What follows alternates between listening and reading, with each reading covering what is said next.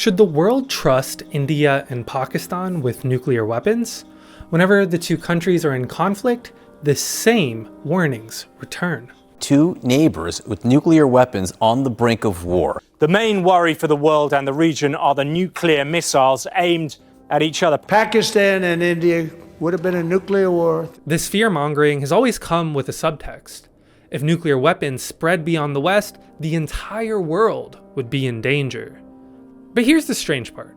India and Pakistan have now both had nuclear weapons for more than 25 years. And yet, the nuclear apocalypse that headlines have predicted and world leaders cautioned against never quite came.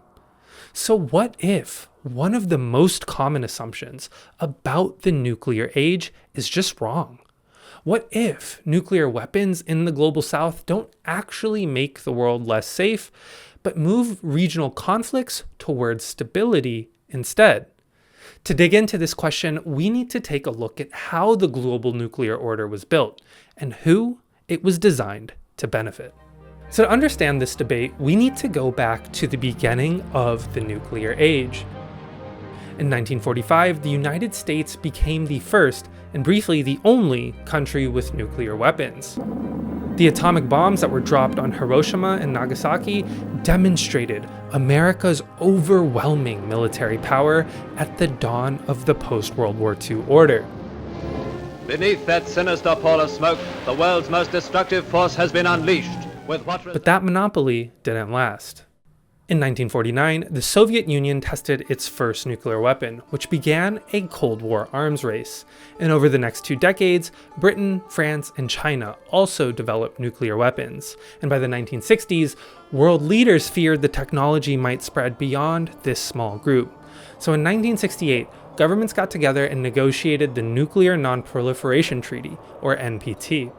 Within a few years, the whole world would have been darkened by a black cloud of fear. The purpose of this treaty is to dispel that gathering cloud and to ensure that the vast forces locked in the atom are devoted to the welfare of mankind rather than to its destruction.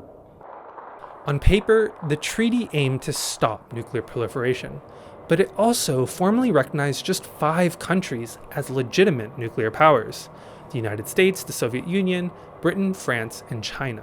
And many in the global south saw this system as one of nuclear apartheid. We don't believe in any kind of discriminatory treatment. We are willing for the banning of all atomic tests if everybody else agrees to it.